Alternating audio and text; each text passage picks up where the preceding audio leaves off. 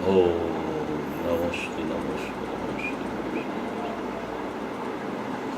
નમો લોયેશો ત્રિકાળવર્તી અરહંતાણમ નમો લોયેશો ત્રિકાળવર્તી સીતાણમ નમો લોયેશો ત્રિકાળવર્તી આયર્યાણમ નમો લોયેશો ત્રિકાળવર્તી ઉવચ્ચાયણમ નમો લોયેશો ત્રિકાળવર્તી શવશામ ઓમકાર બિંદુ સંયુક્તમ નિત્યમ ધ્યાયંતી યોગિનઃ કામદમ મોક્ષદમ ચૈવ ઓમકારાય નમો નમઃ મંગલમ ભગવાન વીરો મંગલમ ગૌતમો મણિ મંગલમ કુંકુંદાર્યો જૈનધર્મોસ્તુ મંગલમ સર્વમંગલ માંગલ્યમ સર્વકલ્યાણકારકમ પ્રધાનમ સર્વધર્માણમ જૈનમ જયતુ શાસનમ નમઃ સમય સારાય સ્વાનુભૂત્યા ચકાસતે ચિત સ્વભાવાય ભાવાય સર્વભાવાંતરચ્છિતે એગો મેં શશદો અપા જ્ઞાન દર્શન લખણો શેષા મેં બાહિરા ભાવા સભે સંયોગ લખણા મારો સુશાશ્વત એક દર્શન જ્ઞાન લક્ષણ જીવ છે, બાકી બધા સંયોગ લક્ષણ ભાવમૂળથી બાહ્ય છે.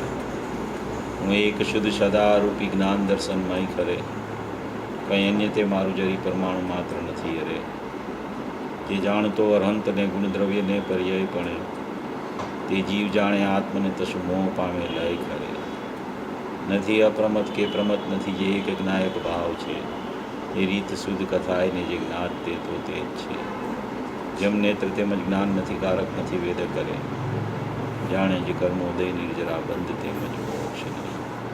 ધ્રુવ અચલને અનુપમ ગતિ પામેલ સર્વે સિદ્ધને, વંદી કહું શ્રુત કેવડી કથિતા સમય પ્રાકૃત હો.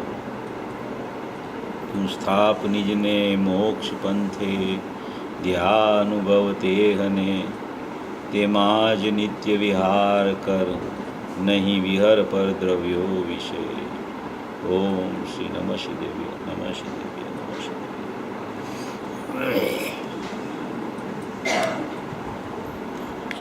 કુંકુલાચાર્ય દેવ દ્વારા રચિત નિયમસાર પરમાગમ છે. નિયમસાર પરમાગમ જે કુંકુલાચાર્ય દેવે પોતાની નિજ ભાવના અર્થે બનાવેલું છે. પૂજ્ય ગુરુદેવ શ્રીએ હમણાં એવું સ્પષ્ટીકરણ કર્યું કે કુંકુલાચાર્ય દેવે આ જે નિયમસાર બનાવ્યું છે એ તો શ્રોતા માટે બનાવ્યું છે, નિજ ભાવના માટે બનાવ્યું છે, એટલે શ્રોતા માટે બનાવ્યું છે. એટલે એમ કે શ્રોતાને ખબર છે કે કુંકુલાચાર્ય નિજ ભાવના માટે બનાવ્યું છે, એટલે એમ કહેવાય કે શ્રોતા માટે બનાવ્યું છે. એવો ગુરુદેવે હમણાં સ્પષ્ટીકરણ કર્યું.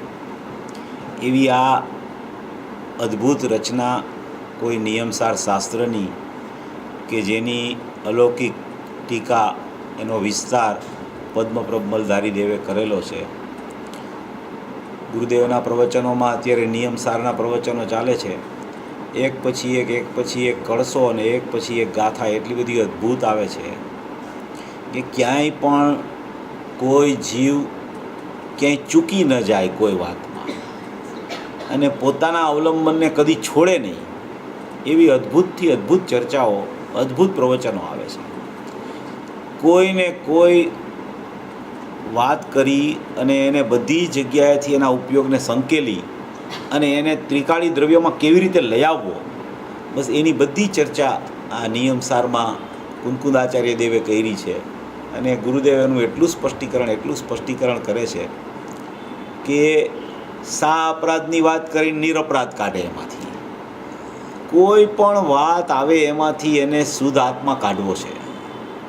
એનું જે ગંતવ્ય સ્થાન છે, એનું જે કેન્દ્ર બિંદુ છે, ત્યાંથી આખો ઉપાડ આવે છે. આખો ઉપાડ ત્યાંથી કરવામાં આવે છે. અને એ ઉપાડ ત્યાંથી કરી અને બધી વસ્તુનું સ્પષ્ટીકરણ આવે પાછું. ખાલી ઉપાડ થઈ જાય એટલું જ નહીં, પણ એની સાથે જેટલા પડખામાં જીવ જે જગ્યાએ ભૂલે છે, જ્યાં એની વૃત્તિ કેળવાતી હોય છે, એ વૃત્તિની ત્યાંથી નિવૃત્તિ કરાવે છે. અને એની કેળવણી અંદરમાં કેવી રીતે પ્રવૃત્તિશીલ થાય અને એ વૃત્તિપૂર્વકની પ્રવૃત્તિ એની કેવી રીતે જામી જાય, તો એને નિવૃત્ત સ્વરૂપ ભગવાન આત્મા દૃષ્ટિમાં આવી જાય. એવી કોઈ અલૌકિક પૂજ્ય ગુરુદેવશ્રીની વાણી એમ કે આપણને એમ લાગે કે એનું સ્પષ્ટીકરણ એટલે કોઈ એટલું બધું અદ્ભુત કે એને સાંભળતા સાંભળતા એમ થાય કે હવે આમાં નવું શું આવશે પણ નવું આવ્યા જ કરે. એટલી બધી કોઈ એની અંદરની ગંભીરતા, અંદરની પોતાના જ્ઞાનને સૂક્ષ્મતાપૂર્વક આત્મદ્રવ્યમાં ફોરવવાની એની જે શૈલી છે એ કોઈ એટલી બધી અપૂર્વ છે કે આપણે સાંભળતા એમ થઈ જાય કે હાથમાં આવી ગયો એમ લાગવા માંડે. એવું વિવેચન આવે, એવું સ્પષ્ટીકરણ આવે, કોઈ પણ પડખું બાકી ન રહી જાય અને બધા પડખાને શ્રદ્ધા અને જ્ઞાનથી મૂલવણી કરી અને જ્ઞાનનું સ્વરૂપ સ્પષ્ટ કરી અને શ્રદ્ધાના વિષયને બતાવતા જાય. આ એક કોઈ અદ્ભુત બેનમૂન શૈલી છે પૂજ્ય ગુરુદેવશ્રીની. અને એ શૈલી આપણે જેમ જેમ સાંભળી છીએ ને એમ આપણા ભાવમાં પણ એ શૈલી છે ને આમ પરોવણી થઈ જાય છે. એવી પરોવણી થઈ જાય છે કે ક્યાંય પણ આપણે જ્ઞાન શ્રદ્ધાના વિષયને ક્યાંય ચૂકતા નથી. કોઈ પણ જગ્યાએ કોઈ પણ વિષય ચાલતો હોય પણ જ્ઞાન શ્રદ્ધાના સુમેળપૂર્વક જ આખું સ્વરૂપ ચાલ્યા કરે એવી આખી ગોઠવણી પૂજ્ય ગુરુદેવશ્રીના પ્રવચનોમાં આવે છે. ઘણી અદ્ભુત પ્રકારથી વિવેચન આવે, એટલું બધું સ્પષ્ટ કરે કે આપણને તો એમ જ લાગ્યા કરે કે હવે આ અત્યારે જો 109મો કળશ આવ્યો, 110મો કળશ આવ્યો, પણ કેવી અભૂતપૂર્વ વાત આવે છે.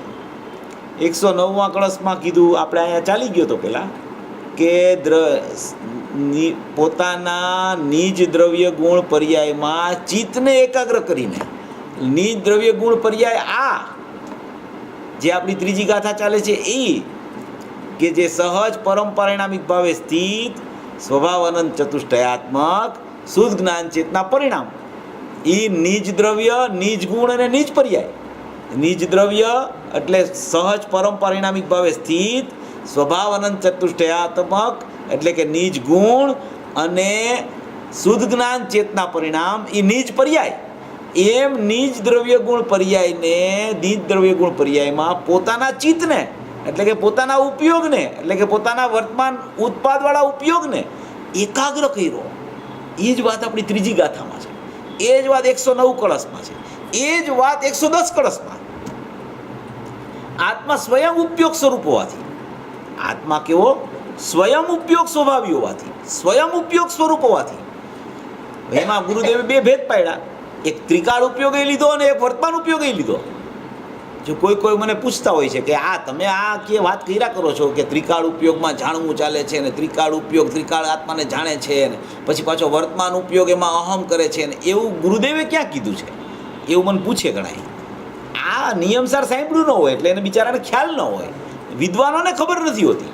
એ પૂછે કે આવું તો કાંઈ ખબર નથી. અરે ભાઈ, આ ગુરુદેવે કીધું છે ભાઈ, આ ગુરુદેવની ચર્ચા છે, ગુરુદેવની વાત છે, અપૂર્વ વાત છે ગુરુદેવની. એને ગુરુદેવને એક જ વાત કીધા કરવી છે કે તારું સ્વરૂપ છે ને એ નિજ દ્રવ્ય, નિજ ગુણ અને નિજ પર્યાય એટલે કારણ શુદ્ધ પર્યાય અને એમાંથી પ્રગટ થતો એક વર્તમાન ઉત્પાદવાળો ઉપયોગ. તારી આખા આત્માની અહીંયા બોર્ડર લાઈન છે બસ. એ વર્તમાન ઉપયોગથી બહાર તારું કાંઈ નથી. વર્તમાન ઉપયોગ સુધી તારો જ્ઞાનનો પ્રવાહ લંબાય છે. એની બહાર છે ને તારું અસ્તિત્વ ક્યાંય છે જ નહીં. એની બહાર જેટલું ચાલે છે મોહ રાગ દ્વેષના પરિણામ, એ બધું આને ભૂલીને ચાલે છે. આને જે ભૂલે છે ને એને મોહ રાગ દ્વેષની ઉત્પત્તિ થાય છે. આને જે સ્મરણમાં લે છે એને મોહ રાગ દ્વેષની જગ્યાએ સમ્યક દર્શન ચારિત્રાણી મોક્ષ માર્ગ પ્રગટ થાય છે. આખી શૈલી આના ઉપર જ નિર્ભર છે આખી. પછી નિયમસાર હોય, સમયસાર હોય કે પ્રવચનસાર હોય, કોઈ પણ વાતમાં અહીંયા આવીને ખરેખર વાત અટકીને ઊભી રહી જાય છે. પ્રવચનસારની 80 ગાથા એમાં એમ કીધું કે જે અર્યંતના દ્રવ્ય ગુણ પર્યાયને જાણે, અર્યંતને દ્રવ્યપણે ગુણપણે અને પર્યાયપણે જાણે અને એવો જ પોતાનો આત્મા પણ દ્રવ્યપણે ગુણપણે અને પર્યાયપણે જાણે તો નિશ્ચયથી મોહનો ક્ષય થાય. મોહનો ઉપશમ નહીં, મોહનો ક્ષય થઈ જાય. તો અર્યંતના દ્રવ્ય ગુણ પર્યાય કેવા, મારા દ્રવ્ય ગુણ પર્યાય કેવા? હવે અર્યંતના દ્રવ્ય ગુણ પર્યાયમાં જ્ઞાન વ્યાપે છે, મારા દ્રવ્ય ગુણ પર્યાયમાં જ્ઞાન વ્યાપે છે. જ્ઞાન સુધી જ આપણી આખી બોર્ડર લાઈન આવે છે. એની બહાર જેટલું જેટલું જેટલું વર્તે છે ને એ બધું સંસારના ખાતામાં છે. સંસારની પ્રવૃત્તિ જે જીવને અશુદ્ધ જીવના પરિણમન અપેક્ષાએ પર્યાય અપેક્ષાએ ચાલતી હોય એને મોહ રાગ દ્વેષની પ્રવૃત્તિ ચાલે છે. અને એ મોહ રાગ દ્વેષની પ્રવૃત્તિ બધી આત્માનું દ્રવ્ય, આત્માના ગુણ, આત્માની નિજ કારણ શુદ્ધ પર્યાય અને વર્તમાન એમાંથી પ્રગટ થતો એક સમયનો ઉત્પાદવાળો જ્ઞાનનો અંશ એટલે કે જ્ઞાનનો ઉપયોગ બધું એની બહાર છે. આટલી વાત જો જ્ઞાનમાં એકદમ બેસી જાય ને તો એનું જ્ઞાન છે ને એકદમ જ્યાં ઉપયોગ સુધી વાત આવે ને ત્યાં મર્યાદિત થઈ જાય. એનું જ્ઞાન ત્યાં રોકાઈ જાય. પછી બીજી વાત આવે ને તો એ સાંભળે, એનું જ્ઞાન કરે પણ એનું જ્ઞાન ત્યાં રોકાય નહીં. એનું જ્ઞાન અહીં ચાલ્યું જાય. ઓલું શું થાય, આટલી વસ્તુ એના ખ્યાલમાં ન આવી ને તો એનું જ્ઞાન ત્યાં લપેટાઈ જાય. એને એમ થાય કે હજી તો હું સંસારી છું, હજી તો અજ્ઞાન ભાવ તો છે ને, તો અજ્ઞાન ભાવ છે તો અજ્ઞાનના નિમિત્તે મોહરાગ દ્વેષ થાય છે તો એ અજ્ઞાન ભાવ તો મારો છે ને, એમ કરી અને ઉપયોગને હડસેલે છે. ઉપયોગ તરફથી એનો ઉપયોગ દૂર કરે છે અને ઉપયોગનું જે અજ્ઞાનત્વ છે ત્યાં એના ઉપયોગને લઈ જાય છે. એટલે આ એક એટલી બધી સુંદર રચના થઈ ગઈ છે અને એટલી બધી સુંદર વાત છે કે જેને આ વાત બેસી જાય ને કે હું તો સ્વયં ઉપયોગ સ્વભાવી છું. સ્વયં ઉપયોગ સ્વભાવી એટલે જ્ઞાન સ્વભાવી. એમ ઉપયોગ સ્વભાવી એટલે એમાં કોઈ બીજું ઉપયોગ કોઈ બહુ ઓલી મોટી વાત છે અને જ્ઞાન બહુ સાધારણ વાત છે એમ નથી. ઉપયોગ સ્વભાવી એટલે જ્ઞાન સ્વભાવી. ઉપયોગ કેટલા હોય કે જ્ઞાન ને દર્શન બે હોય તો કે જ્ઞાન ને દર્શનના બે ઉપયોગમાં જ્ઞાન સ્વભાવી જ કેમ કહો છો, દર્શન સ્વભાવી કેમ તમે કહેતા નથી, એમ પ્રશ્ન થાય ને. તો કે દર્શન ને જ્ઞાન છે ને એક સાથે હોવા છતાં છદ્મસના ઉપયોગમાં દર્શન પૂર્વક જ્ઞાનનું પરિણમન હોય છે. દર્શન અવલોકન કરે અને બીજા સમયે એવું જ જ્ઞાન એને જાણે. છદ્મસની વાત છે, કેવળ જ્ઞાનમાં યુગપત છે. અન્ય મતવાળા કેવળ જ્ઞાનમાં પણ પહેલા સમય ને બીજો સમય માને છે. દર્શનને જ્ઞાનમાં કે પહેલે સમયે જ્ઞાન થાય ને બીજે સમયે દર્શન હોય, પહેલા સમયે દર્શન હોય બીજે સમયે જ્ઞાન હોય, એમ નથી. છદ્મસના ઉપયોગનું સ્વરૂપ જ એવું છે કે પહેલે સમયે દર્શનમાં અવલોકનપૂર્વક એનું દેખવું થાય અને એ જેવું દેખવું થયું હોય એવું જ બીજા સમયે એને જ્ઞાનમાં જાણવું થાય. એટલે જ્ઞાનના ઉપયોગની કિંમત છે, દર્શનના અવલોકનની ખરેખર બહુ કિંમત નથી. કારણ કે અવલોકન તો નિર્વિકલ્પ છે, જ્ઞાન સવિકલ્પ છે. જ્ઞાન વિચાર કરે છે, જ્ઞાન નક્કી કરે છે, જ્ઞાન નિર્ણય કરે છે, જ્ઞાન કહે છે કે અહીંયા તારો આત્મા છે. એટલે મૂળ કિંમત જ્ઞાનના ઉપયોગની હોવાથી સ્વયં ઉપયોગ સ્વભાવી, સ્વયં જ્ઞાન સ્વભાવી, સ્વયં શાશ્વત સ્વભાવી આત્મા એવો આખો વૈભવ એનો અંદર પડ્યો છે. એવી આખી એની નિજ નિધિ અંદર બિરાજમાન છે. એનું વર્ણન આ ત્રીજી ગાથામાં અદ્ભુતથી અદ્ભુત અલૌકિકથી અલૌકિક આવ્યું છે. આજે મારે થોડુંક એમાં વાંચવું છે અને વાંચીને હું જરાક સ્પષ્ટ કરું છું. કોઈને પ્રશ્ન હોય તો એ કરી શકાય છે. બહુ સારો વિષય છે, એટલો બધો સરસ વિષય છે. કારણ કે આપણી ત્રીજી ગાથા છે ને આજે હવે ઘણે ભાગે સમાપ્ત થઈ જશે. પછી 2 રવિવાર આપણો સ્વાધ્યાય નહીં ચાલે, કારણ કે દેવલાલી જવાનું છે. એટલે 2 રવિવાર આપણો સ્વાધ્યાય નહીં ચાલે. ત્યાર પછીના રવિવારે ચાલશે ત્યારે આપણે કોઈ નવો વિષય ચાલુ કરશું. એટલે અત્યારે જે આપણે આ વિષય ચાલે છે એમાં જે આપણો વિષય ચાલતો હતો કારણ નિયમ અને કાર્ય નિયમ.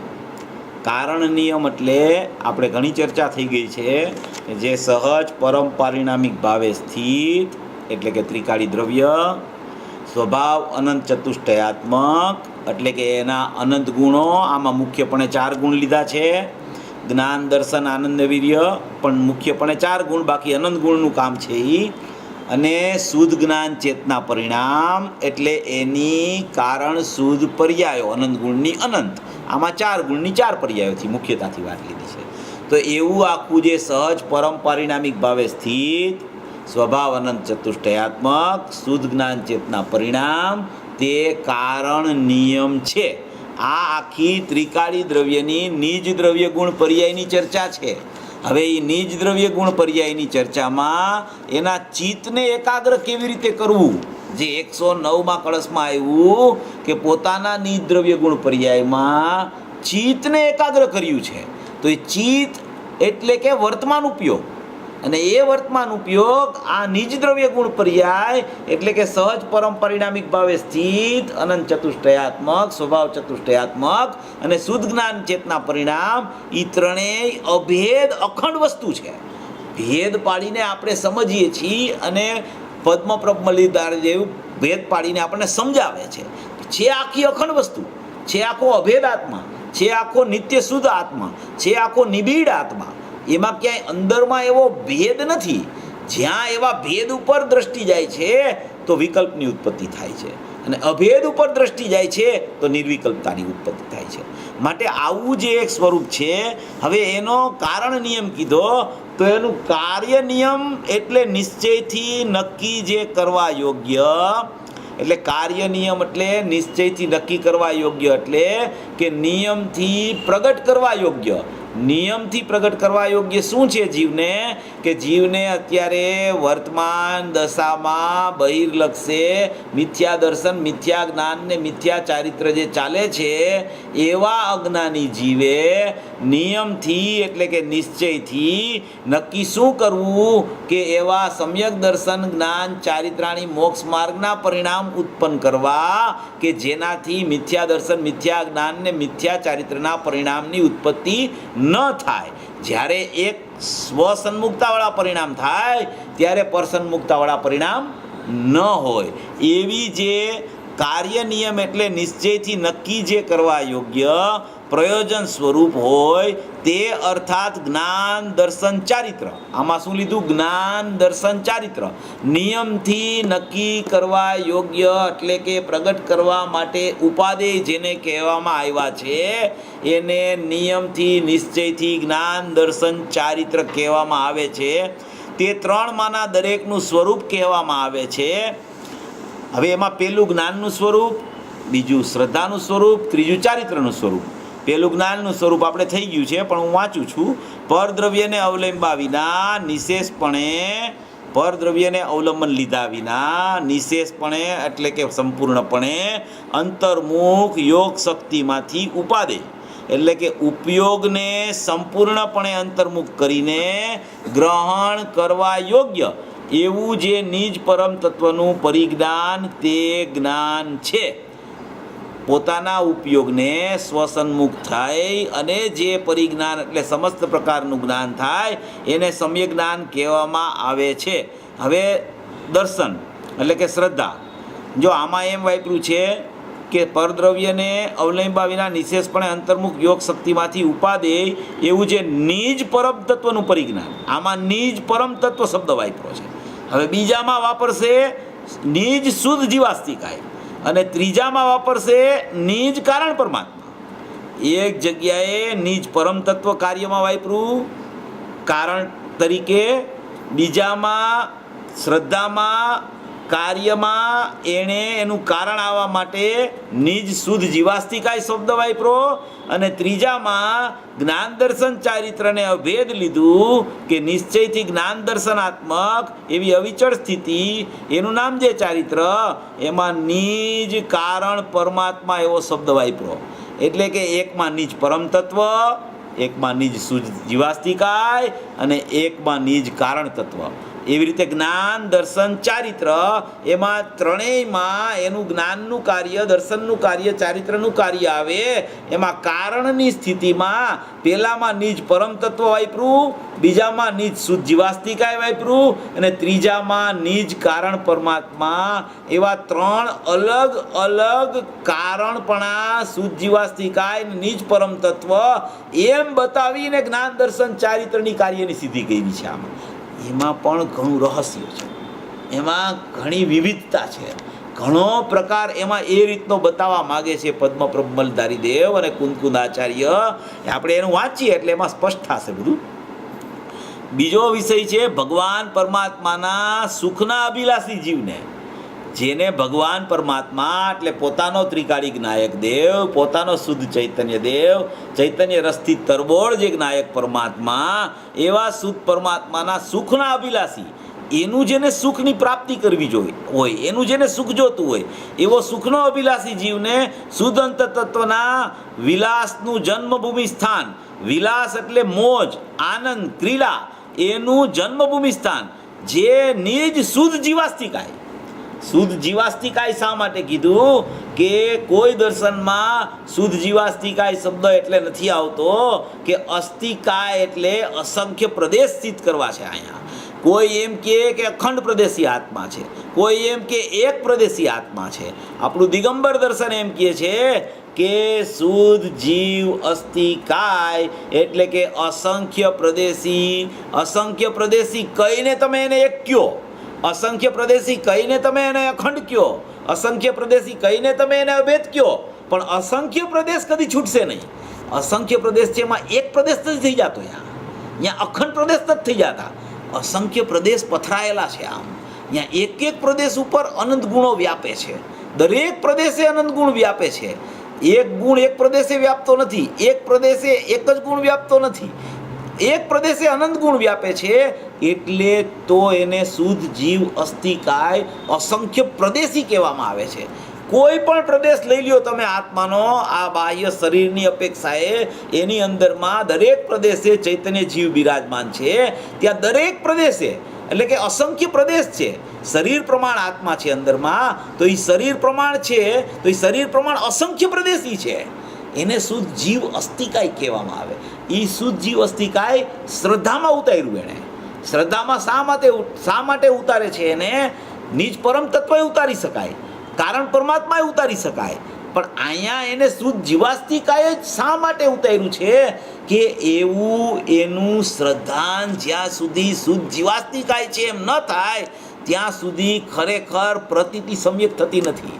જો નિજ પરમ તત્વમાં કોઈ ભેદ નથી અંદરમાં, કારણ પરમાત્મામાં કોઈ ભેદ નથી અંદરમાં, નિજ શુદ્ધ જીવાસ્તિકાયમાં અસંખ્ય પ્રદેશ છે.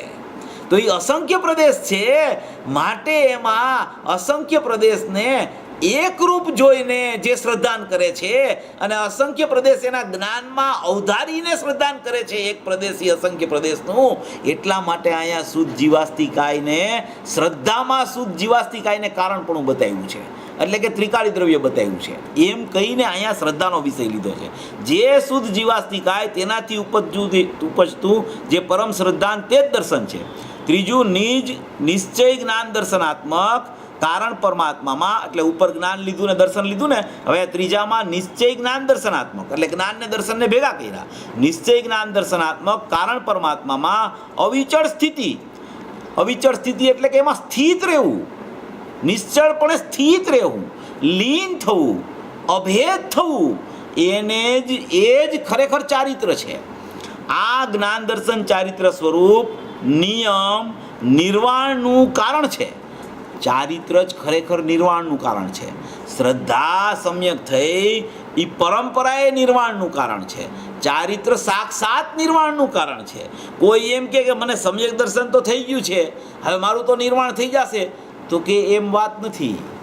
ચારિત્ર હંમેશા સમ્યક દર્શન પૂર્વક હોય છે, અને સમ્યક દર્શન થાય તો પણ જ્યાં સુધી મુનિદશા ન આવે, જ્યાં સુધી ચારિત્રની લીનતા ન થાય, ત્યાં સુધી કદી નિર્વાણપણું આવતું નથી.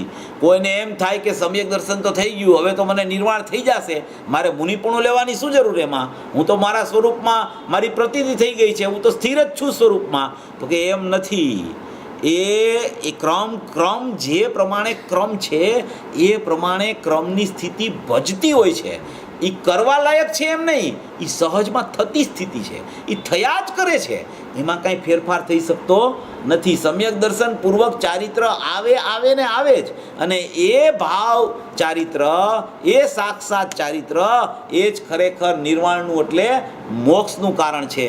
સમ્યક દર્શનને પણ મોક્ષનું કારણ કહેવાય, મોક્ષ માર્ગને પણ મોક્ષનું કારણ કહેવાય, પણ એ પરંપરા એ કારણ છે. ચારિત્ર છે એ સાક્ષાત મોક્ષનું કારણ છે. એટલે આમાં એમ લીધું છે કે આ જ્ઞાન દર્શન ચારિત્ર સ્વરૂપ નિયમ નિર્વાણનું કારણ છે. તે નિયમ શબ્દને વિપરીતના પરિહાર અર્થે સાર શબ્દ જોડવામાં આવ્યો છે. નિશ્ચય દર્શનાત્મક કારણ પરમાત્મામાં, જો અહીંયા કારણ પરમાત્મા લીધો છે, અહીંયા કારણ પરમાત્મા લીધો, એનું કારણ શું છે કે અહીંયા ચારિત્રમાં પૂર્ણ કાર્ય બતાવવું છે, ચારિત્રમાં નિર્વાણ બતાવવું છે, ચારિત્રમાં સિદ્ધ દશા બતાવવી છે, ચારિત્રમાં કેવળ જ્ઞાન બતાવવું છે. એટલે કેવળ જ્ઞાનનું કારણ કોણ છે? તો કે કેવળ જ્ઞાનનું કારણ સમ્યક દર્શન મોક્ષ માર્ગ છે એમ પણ કહેવામાં આવે. એ તો શા માટે કહેવામાં આવ્યું કે સમ્યક દર્શન વગર કોઈનું નિર્વાણ નથી થતું એટલા માટે. પણ ખરેખર એનું કારણ પણ તો કારણ પરમાત્મામાં પડ્યું છે. ચારિત્ર યથાખ્યાત થાય અને કેવળ જ્ઞાન થાય એનું કારણપણું પણ છે તો કારણ પરમાત્મામાં, કાંઈ સમ્યક દર્શનમાં એનું કારણપણું નથી. સમ્યક દર્શન વગર ચારિત્ર ન આવે એટલા માટે મોક્ષ માર્ગને મોક્ષનું કારણ કહેવામાં આવ્યું છે. ખરેખર તો મોક્ષનું કારણ પણ કારણ પરમાત્મા છે. એટલે અહીંયા કારણ પરમાત્મામાં અવિચળ સ્થિતિ નિશ્ચળપણે લીન રહેવું તે જ ચારિત્ર છે. એમ અહીંયા આ શબ્દ વાપર્યો છે. પહેલામાં નીચ પરમ તત્વ શબ્દ વાપરો એ જ્ઞાન માટે વાપરો, બીજામાં શુદ્ધ જીવાસ્તિકાય શબ્દ વાપરો એ શ્રદ્ધા માટે વાપરો, ત્રીજામાં કારણ પરમાત્મા શબ્દ વાપરો એ ચારિત્ર માટે વાપરો. આવી રીતે આ ત્રીજી ગાથા અદ્ભુતથી અદ્ભુત છે. હવે એમાં થોડીક આ વાત આવી છે ને એ જરા હું વાંચું છું. ગુરુદેવનું સ્પષ્ટીકરણ છે, બહુ સારું છે. એ યોગ શક્તિનો અર્થ કર્યો છે અને અંતર્મુખ એ પછી અર્થ કર્યો છે. ઉપયોગને સંપૂર્ણપણે અંતર્મુખ કરીને ગ્રહણ કરવા યોગ્ય આ શબ્દાર્થ છે. એટલે કે સંપૂર્ણપણે અંતર્મુખ ઉપયોગને જોડવાથી જે દશા પ્રગટ થાય એ ઉપાદેય એટલે ગ્રહણ કરવા યોગ્ય છે એવા ભાવને જ્ઞાન કહેવામાં આવે છે. ફરીને જટ એકદમ મૂકી નહીં દેવાય. અસ્થિ નાસ્તિ કરી પરદ્રવ્યનું લક્ષ છોડી સ્વદ્રવ્યમાં પોતાના ઉપયોગને અંતર્મુખ કરવો, સંપૂર્ણપણે અંતર્મુખ કરવો. એમ ઉપયોગનો કોઈ છેડો ક્યાંય બહાર રહી જાય એમ નહીં. અને અહીંયા તો એ ઉપયોગ જે પ્રગટ થયો એને સદુપયોગ કહેવામાં આવ્યો, પર્યાય શુદ્ધ થઈ એને સદુપયોગ કહેવામાં આવ્યો.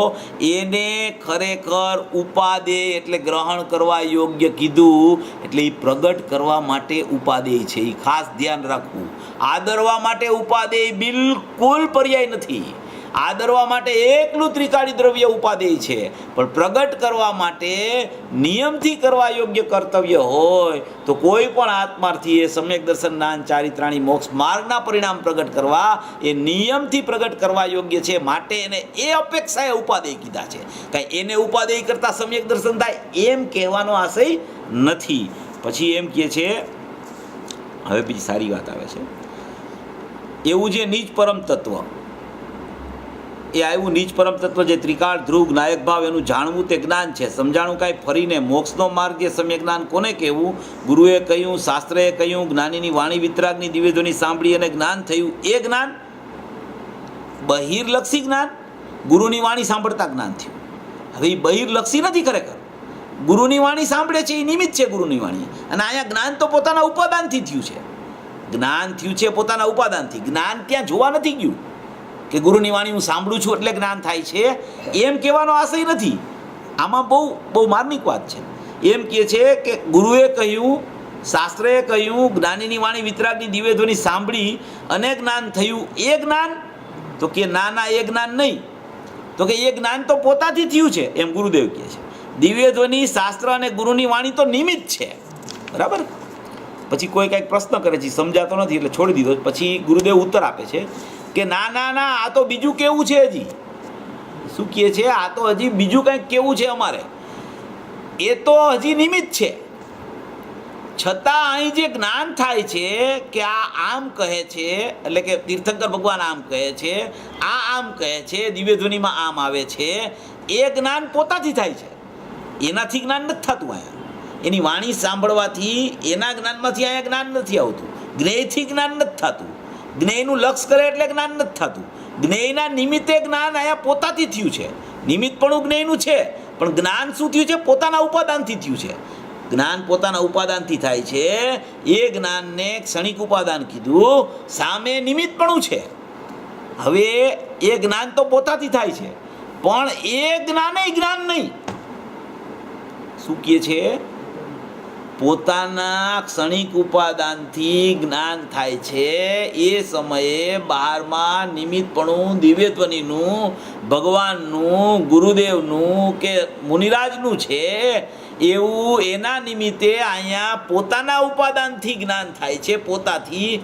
એને પણ જ્ઞાન કહેવામાં આવતું નથી, એ પણ જ્ઞાન નહીં એમ કે છે. તો કે કેમ એ જ્ઞાન નહીં? એને તો અમે જ્ઞાન સમજી છીએ. જ્ઞાન તો મારા ઉપાદાનથી થયું છે, હું નિમિત્તથી થયું એમ ક્યાં કહું છું? નિમિત્તના લક્ષ્ય થયું એમ પણ ક્યાં કહું છું? નિમિત્તે જ્ઞાન કરાવ્યું એમ પણ ક્યાં કહું છું? મારા પોતાના ઉપાદાનથી જ્ઞાન થયું છે એમ કહું છું. તો કે એ પણ જ્ઞાન નહીં, એને પણ અમે જ્ઞાન કહેતા નથી. તો કે શું?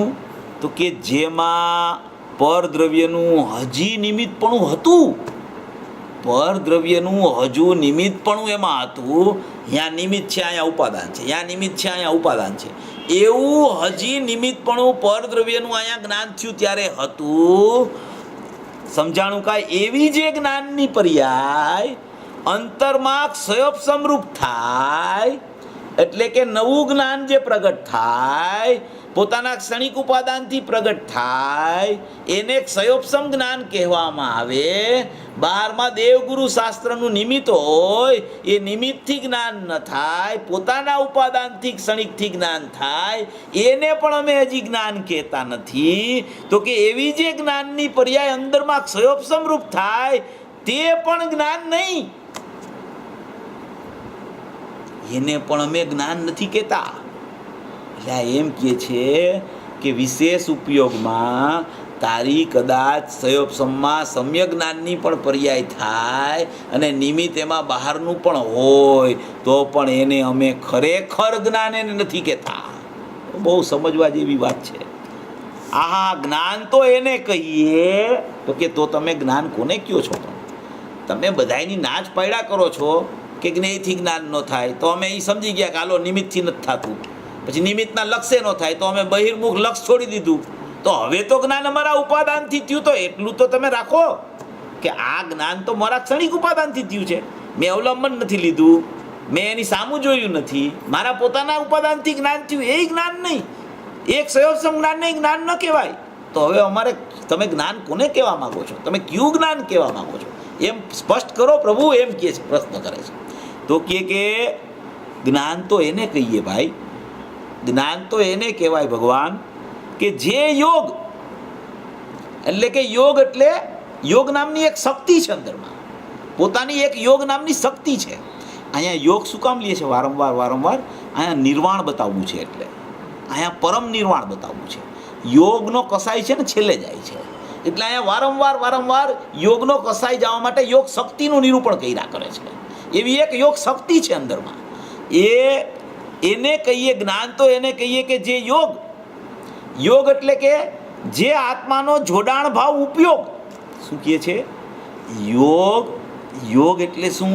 કે આત્માનો જોડાણ ભાવ એટલે કે ઉપયોગ. ત્રિકાળ વસ્તુ, જે પરમ તત્વ અહીં છે ને, નિજ પરમ તત્વ, પોતાનું પરમ તત્વ, સર્વજ્ઞ અને દેવગુરુનું નહીં. સમજાણું કાંઈ પ્રભુ? પછી એમ કહે છે, એનો વિષય ચાલુ છે, એમ કહે છે કે નિજ પરમ તત્વનું યોગ શક્તિને અંતર્મુખ સંપૂર્ણપણે કરવાથી ગ્રહણ કરવા લાયક એવું નિજ પરમ તત્વનું જાણવું તે જ્ઞાન છે. જો અહીંયા શું લે છે? હવે એક વિભાગ પાડ્યો નિમિત્ત અને ક્ષણિક ઉપાદાન, આ એક વિભાગ છે. બીજો વિભાગ પાડ્યો નિજ પરમ તત્વ અને નિજ પરમ તત્વના જોડાણપૂર્વકનું જે જ્ઞાન થયું. બે વિભાગ પડે છે આવા. એક વિભાગમાં નિજ પરમ તત્વનો ઉપયોગ એની સાથે જોડાયેલો છે, જે કથનચિત અનન્ય છે, જે ઉપયોગમાં ઉપયોગવાન છે, જે ઉપયોગમાં અનુભૂતિ સ્વરૂપ ભગવાન આત્મા અનુભવમાં આવી રહ્યો છે. એ ઉપયોગ નિજ પરમ તત્વનું શ્રદ્ધાન થયું, એને ખરેખર અમે જ્ઞાન કહીએ છીએ. હવે એ જ્ઞાન કહેતા જે ક્ષયોપસમ જ્ઞાન ઉત્પન્ન થયું અને એ જ્ઞાનમાં બહારનું નિમિત્ત હતું, એને અમે જ્ઞાન નથી કહેતા, એમ કહેવા માંગે છે. વિભાગ છે ને, આ ચાર પાડે છે વિભાગ, ચાર વિભાગ. એક ત્રિકાળી દ્રવ્ય છે, એક એનો ઉપયોગ છે, એક એનું પરિણમન છે, અને એક બહારમાં નિમિત્ત છે. સમજ્યા? હવે બહારમાં નિમિત્ત છે ને અહીંયા પરિણમન થાય છે, એને અભેદ કરીને કાઢી નાખે છે. અને ઉપયોગ જે નાયકથી અનન્ય છે, એને બરાબર રાખે છે.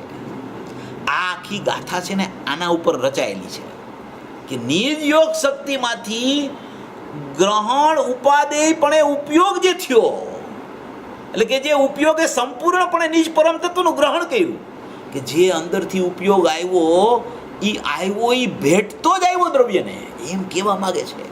અહીંયા ક્ષયોપસમ જ્ઞાન નથી, અહીંયા બાહ્ય નિમિત્ત નથી, ત્યાં કાંઈ નથી. એ અંદર ઉપયોગ અંદરથી આવ્યો ને એ સીધો ભેટી પડ્યો જ નાયકને. એને ખરેખર અમે જ્ઞાન કહીએ છીએ.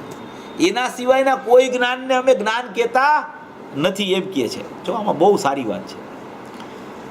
જાણવું તે જ્ઞાન. ચર્ચા થઈ છે તો બરોબર, અંદર સ્પષ્ટ થવું જોઈએ ને. ચર્ચા તો ગુરુદેવ કે થઈ છે આપણે પહેલા આમાં, પણ અંદર સ્પષ્ટ થવું જોઈએ ને. આપણે અહીંયા ચર્ચા ઘણી થઈ ગઈ છે, પણ આપણને અંદર સ્પષ્ટ થવું જોઈએ. ચર્ચા તો અનાદિનો કરે છે જીવ, કાંઈ નવી થોડી છે ચર્ચા. અનાદિનો જીવ ચર્ચા કરે છે. આ કાંઈ પહેલી વાર સાંભળે છે? અનંતવાર ગયો ભગવાનના સમોસરણમાં, દિવ્ય ધ્વનિ સાક્ષાત છૂટે છે. 3 વાર 4 વાર, કેટલી વાર સાંભળી છે એને? અનંતવાર સાંભળી છે. કોઈ પણ ગતિનો જીવ બનીને ત્યાં ચાલ્યો ગયો અને સાંભળે છે. અહીંયા સાંભળીને પાછો ફફડાટ કરતો પોતાનો અભિપ્રાય મનમાં ધારણ કર્યો હોય એ રાખીને બહાર નીકળી જાય છે. એટલે આટા માર્યા કરે છે, એ ફૈરા કરે છે. આ ઉપયોગને ઉપયોગવાનને પકડતો નથી, એટલે એને ભાવભાષણપૂર્વક દર્શન સમ્યક થતું નથી. પછી એમ કહે છે કે ચર્ચા તો થઈ છે, પણ બરાબર અંદર સ્પષ્ટ થવું જોઈએ. કાલે એમને સ્પષ્ટ કરી નાખ્યું હતું, કૌંસમાં લખ્યું છે, એ બરાબર છે. કારણ કે જો આમાં એમ લઈએ કે યોગ શક્તિ એટલે ત્રિકાળ, તો એ તો ગુણભેદ પડ્યો. શું કહે છે? યોગ શક્તિને જો તમે ઉપયોગ તરીકે ન લ્યો અહીંયા, તો એમાં અંદર ગુણભેદ પડી જાય છે. યોગ શક્તિ તો બીજી શક્તિ રહી ગઈ, તો એક શક્તિનો ભેદ પડી ગયો, તો ગુણભેદ થઈ ગયો, એમ કહે છે. ગુણી અને ગુણભેદ એ વ્યાખ્યા બીજા બેમાં નથી. બીજા બેમાં નથી એટલે ક્યાં? કે અહીંયા જે જ્ઞાન, દર્શન ને ચારિત્ર 3 આવ્યા ને, એમાં જ્ઞાનમાં જ આ વાત છે. ખાલી યોગ શક્તિમાંથી ઉપયોગને સંપૂર્ણપણે અંતર્મુખ થઈને ઉપાદેય કરવું એ જ્ઞાનમાં જ છે. પછી શ્રદ્ધામાં ને ચારિત્રમાં એ વાત નથી પાછી. એટલે માટે આમાં કહે બરાબર બંધ બેસતું નથી. આમાં ત્રિકાળ લેવું, આમાં શક્તિ રૂપે યોગ શક્તિ લેવી, એ બરાબર બંધ બેસતું નથી, એમ ગુરુદેવ કહે છે. તો કે આમાં શું લેવું એ બંધ બેસતું નથી? તો કે એનો વર્તમાન પર્યાર્થિક ને એનો પારિણામિક ભાવ ઉપયોગ છે ને એ લેવો, એનાથી જ આમાં સમાધાન થાય એવું છે. ઓલું બંધ બેસતું નથી એમાં, એમ કહેવા માગે છે. આ એટલી બધી અદ્ભુત વાત કરે છે, આમાં ઘણી સૂક્ષ્મતા ભરેલી છે. પછી એક બીજા પેરેગ્રાફમાં આની જ ચર્ચા, પાછી બીજો વિષય આવે ને પછી પાછી બીજી ચર્ચા, આની જ ચર્ચા આવે છે પાછી બીજી. નિજ પરમ તત્વ એટલે પરમ સ્વભાવ, જે ત્રિકાળ નાયક ભાવ, પોતાનો પરમ ભાવ. પરમ તત્વ શબ્દ છે ને, પોતાનો પરમ ભાવ, સ્વભાવ ભાવ, નિત્ય ભાવ, એકરૂપ ભાવ, ધ્રુવ ભાવ, નાયક ભાવ, એ ઉપયોગને સંપૂર્ણપણે અંતર્મુખ કરીને જે દશા પ્રગટ થાય તે ગ્રહણ કરવા લાયક છે, તેને જ્ઞાન કહીએ. જો અહીંયા બધામાં એ જ કહે કે નિજ અંતર તત્વને સંપૂર્ણપણે અંતર્મુખ કરીને જે દશા પ્રગટ થાય ને એ ગ્રહણ કરવા લાયક ને એ ઉપાદેય છે. પોતાના ક્ષણિક ઉપાદાનથી જ્ઞાન થાય ને 12માં એનું નિમિત્ત પણ હોય, એ ગ્રહણ કરવા લાયક નથી, એમ કહેવા માંગે છે. એ મોક્ષના માર્ગનું કારણરૂપ જ્ઞાન એ કોને કહેવું, એ વ્યાખ્યા ચાલે છે. પર તરફનું લક્ષ છોડી દઈ, એ પરદ્રવ્યમાં બધું આવી ગયું. દેવ, ગુરુ, શાસ્ત્ર, વિકલ્પ, પરદ્રવ્યના લક્ષ્ય થયેલું જ્ઞાન, ભલે પોતાનું ઉપાદાન. પેલા શું કહે છે? પર તરફનું લક્ષ છોડી દઈ, એ પરદ્રવ્યમાં બધું આવી ગયું. દેવ, શાસ્ત્ર, ગુરુ, પરદ્રવ્યમાં, વિકલ્પ અને પરદ્રવ્યના લક્ષ્ય થયેલું જ્ઞાન, ભલે એ પોતાનું ઉપાદાન, એનું પણ અવલંબન છોડી દઈ સંપૂર્ણપણે ઉપયોગને અંતર્મુખ કરવાથી, ભલે પોતાના ઉપાદાનથી પોતાના જ્ઞાનમાં જ્ઞાન પ્રગટ થાય, એનું પણ લક્ષ છોડી દઈ સંપૂર્ણપણે ઉપયોગને અંતર્મુખ કરવાથી, એટલે કે જે વર્તમાન ઉપયોગ છે તેનો કોઈ અંશ બાહ્ય રહી જાય અને કોઈ અંતરમાં રહે એમ નહીં. આખો ઉપયોગ અંદરમાં જાય. ઉપયોગનો એક અંશ અંદરમાં અનુભૂતિ સ્વરૂપ ભગવાન આત્મા અનુભવમાં આવી રહ્યો છે, અને બીજા અંશમાં ક્ષયોપસમ જ્ઞાનમાં એમ કે બહારના નિમિત્ત પણ એક ક્ષયોપસમ જ્ઞાન વર્તે છે. એ જ્ઞાન ક્ષણિક ઉપાદાનથી થયું છે. આ ઉપયોગ અહીંયા અભિન્ન છે. તો આ એક છેડો અહીંયા બહાર રહી ગયો, એને અમે જ્ઞાન કહેતા નથી, એમ કહેવા માંગે છે. ઉપયોગનો કોઈ અંશ બહાર ન રહેવો જોઈએ. એટલે કે તને તારું ક્ષણિક ઉપાદાન દેખાવું ન જોઈએ, તને બહારમાં નિમિત્ત દેખાવું ન જોઈએ, તને માત્ર ઉપયોગમાં ઉપયોગવાન તરવરવો જોઈએ, તો તારા ઉપયોગમાં ઉપયોગવાનની સિદ્ધિ થાય. તને એમ થયું કે મને ભાવશ્રુત જ્ઞાન ક્ષયોપસમ જ્ઞાન પ્રગટ થયું, તો એ ક્ષયોપસમ જ્ઞાનની વાત જ નથી અહીંયા. એ પ્રગટ ભલે થાય પણ એની ચર્ચા નથી. એટલો અંશ બહાર રહી ગયો તું ક્ષયોપસમ કીધું તો. અહીંયા તો ઉપયોગ જ અંતર્મુખ થાય છે આખો, એને ક્ષયોપસમ મારે કાંઈ સંબંધ જ નથી એમ કહે છે.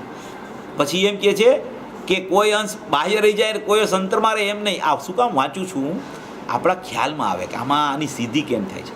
ખાલી વાંચવાનો માર્ગ નથી, આ વાંચીને અર્થ કરવો જોઈએ, તો ખ્યાલ આવે કે આમાં કેવા શું માગે છે. આપણે ખાલી વાંચી જાય, એનો અર્થ ન કરી કે ગુરુદેવે આમ કીધું છે, પણ ગુરુદેવે આમ કીધું છે એનું સ્પષ્ટીકરણ શું ભાઈ? એ સ્પષ્ટીકરણ ન હોય તો ખ્યાલ જ ન આવે કે આમાં શું કહેવા માગે છે. ગુરુદેવે તો બહુ સ્પષ્ટીકરણ કર્યું છે, ગુરુદેવે કાંઈ ઓછું સ્પષ્ટીકરણ કે બાકી નથી રાખ્યું, પણ વિશેષ જેમ આપણે એના ભાવ અંદરથી પકડીને એમ આપણને ખ્યાલ આવે કે આમાં આમ કહેવા માગે છે આ. પછી એમ કહે છે કે આ વાત જુદી છે ભાઈ, એમ કહે છે આ વાત જુદી છે ભાઈ. આ તો હજી મોક્ષ માર્ગની શરૂઆત માંડી છે અમે અહીંથી. હજી તો આ મોક્ષ માર્ગની શરૂઆતની વાત છે. હજી આ તો સમ્યક દર્શનની ચર્ચા ચાલે છે. હજી યથાખ્યાત ચારિત્રની ચર્ચા તો કેટલી દૂર છે, નિર્વાણની વાત તો ઘણી દૂર છે. હમણાં આપણે નિર્વાણના લાડુ ચડાવશું, હમણાં ભગવાન મહાવીરનો નિર્વાણ દિવસ આવશે. અરે એ નિર્વાણની વાત ઘણી દૂર છે. હજી તો આ અમે પ્રથમની માંડી છે શરૂઆત. હવે એ તને જો અંદર તારા જ્ઞાનમાં હજી ખ્યાલમાં ન આવે તો નિર્વાણ તો ભાઈ બહુ દૂર છે બાપા.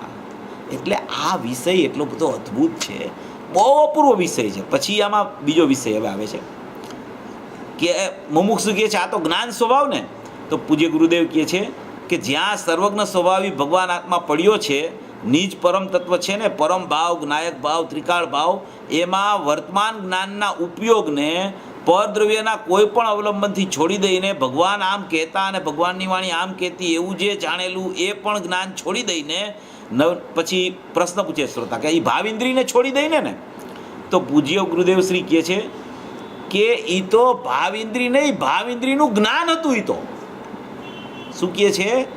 ભાવ ઇન્દ્રિયને છોડી દઈને નહીં, ભાવ ઇન્દ્રિયનું જ્ઞાન હતું. એ તો એમ કહે છે ભાવ ઇન્દ્રિયનું જ્ઞાન હતું. એ તો આવી વસ્તુ સ્થિતિ છે, લોકોને ખબર ન મળે અને બીજા સાથે મેળવે.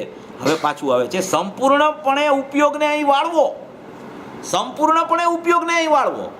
જો ભાવ ઇન્દ્રિય છે ને, ભાવ ઇન્દ્રિય કોને કહેવાય? ભાવ ઇન્દ્રિયની વ્યાખ્યા 31મી ગાથામાં આવી છે કે જે પોતાના જ્ઞાનમાં ખંડ ખંડ રૂપ પરિણમે, એટલે કે એક જ્ઞેયોને જાણવા પ્રતિ જ્ઞાન જ્યારે એ જ્ઞેયમાં જ્ઞાનને પરોવે, જ્ઞાનને ફોરવે, ત્યારે એ એક જ્ઞેયમાં પોતાનું જ્ઞાન જાય તો એ જ્ઞાનની અખંડતા, એમાં ખંડ પડે. હવે એ ખંડ પડ્યા, એ ખંડને ભાવ ઇન્દ્રિય કહેવામાં આવે. એટલે કે એને ઇન્દ્રિય જ્ઞાન કહેવામાં આવે, એને ભાવ ઇન્દ્રિય કહેવામાં આવે. હવે એ ભાવ ઇન્દ્રિય અત્યારે વર્તે છે એમ કહે છે. એટલે ભાવ ઇન્દ્રિય કોને કહેવાય? કે કોઈ પણ એક પ્રદેશેથી, ધારો કે આ કર્ણેન્દ્રિય હોય ને, હમણાં જ ગુરુદેવમાં આવ્યું હતું, બધાએ સાંભળ્યું હોય કે કર્ણેન્દ્રિય હોય ને, કર્ણેન્દ્રિય અહીંયા કર્ણ છે, અહીંયા અંદરમાં એક ભાવ ઇન્દ્રિય છે. આ તો જળ છે, કાન તો અંદરમાં એક ભાવ ઇન્દ્રિય છે. એ ભાવ ઇન્દ્રિયનો ઉઘાડ છે અહીંયા અંદરમાં, અને એ ઉઘાડને વિપરીત બહિર્લક્ષી જ્ઞાન કહેવામાં આવે છે. કેવું? વિપરીત બહિર્લક્ષી જ્ઞાન. એ બહિર્લક્ષી જ્ઞાન છે. એ બહિર્લક્ષી જ્ઞાન શું થયું છે કે આત્માના અખંડપણાને છોડ્યું છે. આત્માનો ઉપયોગ છે અહીંયાથી ચ્યુત થઈ ગયું છે. એ જ્ઞાન એ ઉપયોગમાંથી નીકળીને એ જ્ઞાને ખંડપણું ધારણ કર્યું છે. હવે એ ખંડપણું ધારણ કર્યું છે, એ ખંડપણું જે પ્રદેશે અહીંયા અખંડ પ્રદેશી, અસંખ્ય પ્રદેશી આખો આત્મા છે. આ અસંખ્ય પ્રદેશ એટલે લીધું છે અહીંયા શુદ્ધ જીવાસ્તિકાય, અસંખ્ય પ્રદેશી. અહીંયા અસંખ્ય પ્રદેશ છે, એમાંથી આટલા પ્રદેશના ભાગમાંથી જ જે કર્ણેન્દ્રિયનું ગ્રહણ જે જ્ઞાન કરે એવા જ્ઞાનને ભાવ ઇન્દ્રિય ખંડ જ્ઞાન કહેવામાં આવે છે. આવી ભાવ ઇન્દ્રિય એક એક એક એક જ્ઞેયની સન્મુખ થઈને વર્તે જે જ્ઞાન એને ભાવિન્દ્રિય કહેવામાં આવે.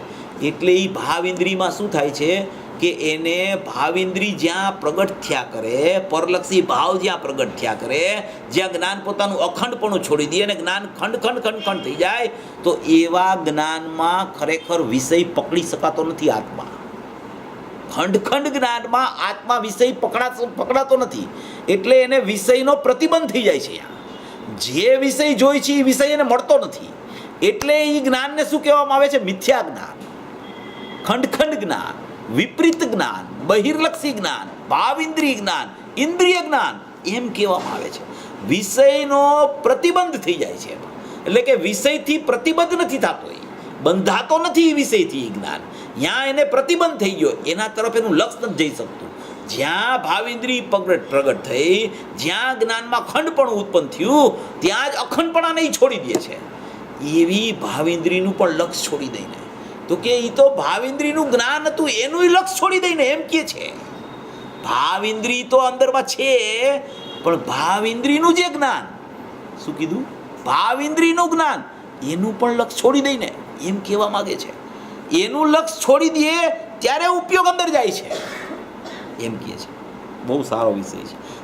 એ તો ભાવિન્દ્રિયનું જ્ઞાન હતું. એ તો આવી વસ્તુ છે, લોકોને ખબર ન મળે ને બીજા સાથે મેળવે. સંપૂર્ણપણે ઉપયોગને અહીં વાળવો. જરી પણ બહારમાં છે, ઉપયોગ જડી પણ બહારમાં છે, એને છોડી દઈને. હા ગુરુદેવ કહે છે ગજબ ટીકા કરી છે ને. આ તો મુનિ છે હો. આ તો પોતે ટીકા કરનાર આચાર્ય નથી, શ્લોક આચાર્યના છે અને ટીકા મુનિની છે. પણ મુનિ તે મુનિ છે હો, મુનિ તે મુનિ છે. ગુરુદેવ તો એના વખાણ કરતા થાકતા નથી. એમ કે એના મુખમાંથી મકરંદ જરે છે. ઓહો, આ પદ્મપ્રભ બલધારી દેવ એના મુખમાંથી મકરંદ જરે છે, એટલે કે એના મુખમાંથી અમૃતની ધારા વરસે છે. એવા આ મુનિરાજનું લખાણ છે. અને એ મુનિરાજ કેવા છે? એ મુનિરાજ એમ કહે છે, એ મુનિરાજની નિર્માણતા તો જુઓ. એ એમ કહે છે કે આ ટીકા તો છે ને ગણધરોથી ચાલી આવે છે. અમે મંદબુદ્ધિ આના કહેનારા કોણ? એમ કે છે અમે મંદબુદ્ધિવાળા છીએ. આ મુનિરાજ 3 કસાઈના અભાવવાળા, પ્રચુર સ્વસંવેદનના ધણી ભાવિ તીર્થાદિનાથ એમ કે છે કે આ રચના અમારી નથી. અમૃતચંદ્ર આચાર્ય કહે છે ને કે આ ટીકાની રચના અમે કરી નથી. અમે તો સ્વરૂપ ગુપ્ત અમૃતચંદ્ર છીએ. તમે અમારા ઉપર એવો આરોપ ન મૂકતા. આ ટીકાના રચનાર અમે નથી. અમૃતચંદ્ર આચાર્ય છેલ્લા કળશોમાં કહે છે. એમાં મુનિરાજ કહે છે કે આ ટીકાના કરનાર અમે છીએ એમ ન વિચારશો તમે. અમે તો મંદ બુદ્ધિ, અલ્પ બુદ્ધિવાળા છીએ. કે આ તો ગુણના ધરનાર ગણધરોથી રચાયેલા અને શ્રુતધરોથી રચાયેલા પરંપરાથી સારી રીતે વ્યક્ત કરાયેલા પરમાગમના અર્થ સમૂહનું કથન કરનારા અમે મંદબુદ્ધિ કોણ? મુનિરાજ એમ કે છે અમે મંદબુદ્ધિ. હવે થોડોક સયોપ સમજીવને થઈ જાય, ગુરુદેવના થોડાક શબ્દો યાદ રહી જાય, ભાષા થોડીક આવડવા માંડે, ત્યાં તો એનો પારો ક્યાંય ચાલ્યો જાય. તીર્થંકરનું જેમ હલનચલન હોય ને, તો ઉચ્ચ સ્થાને હલનચલન હોય, જમીનને અડીને ન ચાલે. એવું તો એનું પ્રકૃતિ બંધાઈ જાય, એવી પ્રકૃતિ થવા માંડે. થોડોક અભ્યાસ થાય ત્યાં. અરે ભાઈ, સમ્યક દર્શન, સમ્યક જ્ઞાન, સમ્યક ચારિત્ર જ્યાં સુધી પ્રગટ ન થાય ત્યાં સુધી તારી પાસે ભાઈ કાંઈ નથી બાપા. આ ક્ષયોપસમ તો ક્ષણવર્તી છે, એની કોઈ કિંમત નથી, બિલકુલ કિંમત નથી. સામાન્ય એવો શરીરમાં થોડોક પણ રોગનો પ્રકાર ભજવા માંડે ને, ત્યાં તો આત્મા યાદ આવવાનો બંધ થઈ જાય જીવને. એટલી તો શરીરની પ્રીતિ ચાલતી હોય છે, શરીર પ્રત્યે એટલી પ્રીતિ હોય છે, તો આત્માની પ્રતીતિ કેવી રીતે આવે ભાઈ? બહુ સમજવા જેવી વાત છે. ચર્ચા કરવી એક જુદો વિષય છે, આત્મિક વિષય સમજવો એક જુદો વિષય છે, અને એનું અવધારણ કરી અને ખરેખર ભાવ વાસનમાં લેવું એ એક બહુ જુદી વાત છે ભાઈ. આ ખાલી બોલવાનો માર્ગ નથી, પરિણમન હોવું જોઈએ. પરિણમન વગર કાંઈ નથી. અંદરનું પરિણમન સમ્યક રૂપે જ્યાં સુધી ન થાય ત્યાં સુધી તો આ બધું છે ને ખાલી કથા પૂરતું થઈ જાય છે, એની કોઈ કિંમત નથી ખરેખર. ભલે સંસ્કાર થતા હોય, ભલે એને સંસ્કાર રેડાતા હોય, ભલે એમ જ્ઞાની હોય કે અત્યારે આ સંસ્કાર પાળ, આવતા ભવે તારે ઉપયોગી થશે, પણ એ સંસ્કારના ભરોસે રહેવા જેવું નથી. એ સંસ્કાર સમ્યક દર્શનમાં કંઈ કામ નથી આવવાના. સમ્યક દર્શનમાં તો પોતાનું અંદરથી ઉપાદાન ખીલે એ જ કામ આવશે. એટલે બહુ સમજવા જેવું છે અને આની પાછળ પડવા જેવું છે. દિવસમાં 2, 4, 5 કલાક તો એવો ટાઈમ હોવો જોઈએ કે આ છૂટે જ નહીં. આનું આ જ રટણ ચાલ્યા કરે, આનું આ જ ઘૂંટણ ચાલ્યા કરે કે ભાઈ આ ઉપયોગ શું, આ ઉપયોગવાન શું, આ ક્ષયોપસમ જ્ઞાન શું, આ જ્ઞાન દર્શન ચારિત્ર એટલે શું, આ પરમ સ્વભાવ ભાવ એટલે શું, આમાં નિજ પરમ તત્વ કીધું, શુદ્ધ જીવાસ્તિકાય કીધું, કારણ પરમાત્મા કીધો, તો એવા 3 ભેદ શું કામ પાડ્યા? એવા એ તો બધા નામ તો એક જ છે. તો આવું કહેવાનો આશય શું છે મુનિરાજનો? આ બધો વિચાર જીવે ખાલી સાંભળવા પૂરતું ન રહી જાય એમ કહેવા માગું છું. માત્ર સાંભળવાથી કાંઈ કામ નહીં થાય. અંદર ચિંતન ચાલવું જોઈએ, વિચારધારા ચાલવી જોઈએ, સમજણનો પ્રકાર અંદરમાં એકદમ સ્ફૂર્ણાથી ચાલવો જોઈએ. તો જ ખરેખર આ વિષય છે ને, આ બહુ ગહન વિષય છે. ઘણી વાર ઘણા એમ કહે કે ભાઈ બહુ સૂક્ષ્મ ચર્ચા કરો ને અમારો ઉપયોગ ચાલતો નથી. એવી રીતે અમારો તો એટલો બધો સૂક્ષ્મ થતો નથી ઉપયોગ, એમ ઘણા એમ કહેતા હોય. અરે ભાઈ, ઉપયોગ પોતે જ સૂક્ષ્મ છે. ઉપયોગ સૂક્ષ્મ થતો નથી એમ નહીં, ઉપયોગ પોતે જ સૂક્ષ્મ છે. તારા જ્ઞાનને તું ત્યાં લઈ નથી જતો, બાકી ઉપયોગ સ્થૂળ છે જ નહીં કોઈ જીવનો. ઉપયોગ એટલે જેને જ્ઞાન તમે કહો, એ જ્ઞાન તો બહુ સૂક્ષ્મ છે ભાઈ, અને જ્ઞાયક તો અતિ સૂક્ષ્મ છે. જ્ઞાન સૂક્ષ્મ છે, જ્ઞાયક અતિ સૂક્ષ્મ છે ભાઈ. એટલે એટલું તો તારા જ્ઞાનમાં તારે કસરત તો કરવી પડે. જો એવી કસરત ન ચાલતી હોય તો કાંઈ આ તો વાત કરવા પૂરતું રહી જાય, બાકી એમાં કાંઈ કામ ન થાય જીવ.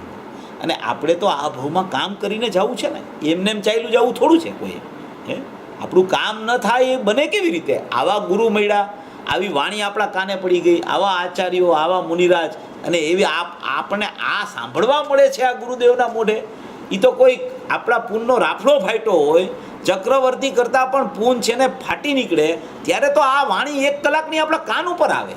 એવી અદ્ભુત અણમોલ ચર્ચા છે આ બધી.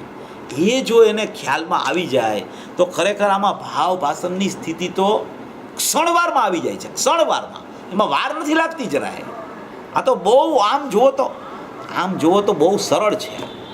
તમે વિભાગ પાડી દો કે ઉપયોગને જ્ઞાયક અને આ ક્ષયોપસમને કર્મનું નિમિત્તપણું, બસ એટલા વિભાગ પાડીને કયો વિભાગ તમારો છે ને કયો વિભાગ તમારો નથી, એવા ભેદ જ્ઞાનથી તમે જો ચાલુ થાવ તો ભેદ વિજ્ઞાન સીધા એ કિલકેચનમ તસ્યો ભાવ તો બધા એ કિલકેચનમ. જેટલા અત્યાર સુધી સિદ્ધ થયા એ બધા ભેદ વિજ્ઞાનથી થયા છે, અને જેટલા સંસારમાં પરિભ્રમણ કરે છે એ બધા ભેદ વિજ્ઞાનના અભાવથી પરિભ્રમણ કરે છે. એટલે આ ભેદ જ્ઞાનનો માર્ગ છે. એ જો ભેદ જ્ઞાન ખ્યાલમાં આવી જાય સ્વપરનું, તો એ સ્વપરના ભેદ જ્ઞાનમાં જ છે ને અભેદ આત્માનું પરિણમન થઈ જાય છે. એવી અદ્ભુતથી અદ્ભુત ચર્ચા છે. પછી આમાં જે શ્રદ્ધાની વાત છે ને, એ 1 મિનિટ વાંચી લઈ અને ચારિત્રની વાંચી લઈ, એટલે આપણી આ ગાથા જરા પૂરી થઈ જશે. જે નિજ શુદ્ધ જીવાસ્તિકાય ભગવાન પોતાનો આત્મા નિજ શુદ્ધ જીવ અસ્તિ, જીવ છે અને કાય અસંખ્ય પ્રદેશી અનંત ગુણનું ધામ રૂપ એક દ્રવ્ય. અહીંયા દ્રવ્ય લીધું છે, ત્યાં પરમ તત્વ લીધું હતું. અહીં પણ શુદ્ધ અંત તત્વ અને શુદ્ધ જીવાસ્તિકાય એમ કરીને દ્રવ્યમાંથી ઉત્પન્ન થાય એમ લીધું છે. ગુણમાંથી કે ભેદથી ઉત્પન્ન થાય એમ છે નહીં. એમ સ્પષ્ટ કરે જ ગુરુદેવ કે ગુણમાંથી કે ભેદમાંથી કોઈ શ્રદ્ધાનું ઉત્પન્ન થાય એમ નથી, દ્રવ્યમાંથી ઉત્પન્ન થાય. એટલે કે શુદ્ધ જીવાસ્તિકાયના અસંખ્ય પ્રદેશી આત્મામાંથી શ્રદ્ધાનું ઉત્પન્ન થાય છે. તેનાથી ઉપજતું શુદ્ધ જીવાસ્તિકાય જે નિજ અંત તત્વ, જે અતિન્દ્રિય આનંદની મોજનું ઉત્પત્તિનું ભૂમિસ્થાન, એવું જે શુદ્ધ જીવાસ્તિકાય વસ્તુ, તેનાથી ઉપજતું જે પરમ શ્રદ્ધાન તે જ દર્શન છે. તત્વાર્થ શ્રદ્ધાન શબ્દ ત્યાં છે ને ભાઈ, શ્રદ્ધાન શબ્દ છે અહીં, શબ્દ પરમ શ્રદ્ધાન તે જ દર્શન છે, તેને સમકિત કહીએ. નિજ શુદ્ધ જીવાસ્તિકાય એ આવી ગયું. હવે પછી છે ને એક આ બહુ સારી વાત છે, એટલે લઈ જરા. હા, આ ત્રીજો બોલ છે ને, ચારિત્ર કોને કહેવું? નિશ્ચય જ્ઞાન દર્શનાત્મક, એને ચારિત્ર કીધું છે અહીંયા. તો એમાં એમ કહેવા માગે છે કે ભગવાન આત્મા જ્ઞાન અને દર્શન જાણવાના દેખવાના સ્વભાવ સહિત, સામાન્ય એટલે દર્શન અને વિશેષ એટલે જ્ઞાન. અહીંયા શું લે છે? સામાન્યને દર્શન કીધું અને વિશેષને જ્ઞાન કીધું. એટલે એનો અર્થ શું કે સામાન્ય એટલે કે નિર્વિકલ્પ અવલોકન, સામાન્ય એટલે દર્શન. દર્શન હંમેશા નિર્વિકલ્પ હોય. નિર્વિકલ્પ હોય એને સામાન્ય કહેવાય, અને જે સવિકલ્પ હોય એને વિશેષ કહેવાય. અહીંયા આ પાર્ટ જુદો પાડ્યો છે, સામાન્ય અને વિશેષ. આપણે એમ વિચારી કે સામાન્ય એટલે ત્રિકાળી દ્રવ્ય અને વિશેષ એટલે પર્યાય, પણ અહીંયા એમ કે છે કે સામાન્ય એટલે દર્શન અને વિશેષ એટલે જ્ઞાન, એટલે કે જ્ઞાનનો સ્વભાવ, દર્શનનો સ્વભાવ. દર્શનનો સ્વભાવ નિયમથી નિર્વિકલ્પ, જ્ઞાનનો સ્વભાવ નિયમથી સવિકલ્પ. સવિકલ્પ એટલે વિકલ્પ નહીં, સવિકલ્પ એટલે જ્ઞાનનો સ્વભાવ કોઈ પણ વસ્તુને ભેદ પાડીને પણ જાણે અને અભેદપણે પણ જાણે, એને ખરેખર જ્ઞાનનો સવિકલ્પ સ્વભાવ કહેવામાં આવે છે. જ્ઞાન દ્રવ્ય ગુણ પર્યાયના ભેદ પાડીને પણ આખા આત્માને જાણે, અને પ્રમાણ સ્વરૂપ આખું દ્રવ્ય છે એને પણ જાણે અભેદથી, અને ત્રિકાળી દ્રવ્ય અનંત ગુણાત્મક અસંખ્ય પ્રદેશી અભેદ છે એને પણ અભેદ તરીકે જાણે. એવી કોઈ પણ પ્રકારની સ્થિતિને જ્ઞાન ભેદાભેદ રૂપ જાણે, એને જ્ઞાનનો સવિકલ્પ સ્વભાવ કહેવામાં આવે છે. અને દર્શન તો નિરાકાર છે, એ તો નિર્વિકલ્પ છે, એમાં તો કંઈ ભેદ નથી હોતા, એમાં તો વસ્તુ માત્ર નિર્વિકલ્પતા, એકદમ નિર્વિકલ્પ. એમાં આ વસ્તુ કેવી એવો ભેદ ન હોય. એમાં ધારો કે જગત, તો જગતમાં એમ કે અમેરિકા, અમેરિકા પછી લંડન, ઇન્ડિયા, તો એવો ભેદ દર્શનમાં ન હોય. એમાં જગત, હવે એ ભેદ પાડે કે ભાઈ આ કન્ટ્રી, આ કન્ટ્રી, આ કન્ટ્રી, તો એ જ્ઞાન થઈ ગયું. એ જ્ઞાનનો સવિકલ્પ સ્વભાવ કહેવાય. સવિકલ્પ સ્વભાવમાં કાંઈ મિથ્યા દર્શન, મિથ્યા જ્ઞાન એ ચર્ચા નહીં, તેનો સ્વભાવ જ છે. ભેદાભેદને જાણવું એ જ્ઞાનનો સ્વભાવ છે. અભેદને જાણવું એમાં નિર્વિકલ્પ આનંદ આવે. ભેદ અને અભેદને જાણવું એ એનો સ્વભાવ છે. એ સ્વભાવ એટલે કે એ વિભાવરૂપ પરિણમી ગયું, ભેદ થઈ ગયો, એટલે એમ કહેવાનો આશય નથી, એમાં વિભાવ નથી થતો. એમ અહમ કરે ભેદમાં તો વિભાવ થાય, જાણે જ્ઞાન એમાં વિભાવ નથી. જાણવું તો જ્ઞાનનો સવિકલ્પ સ્વભાવ છે.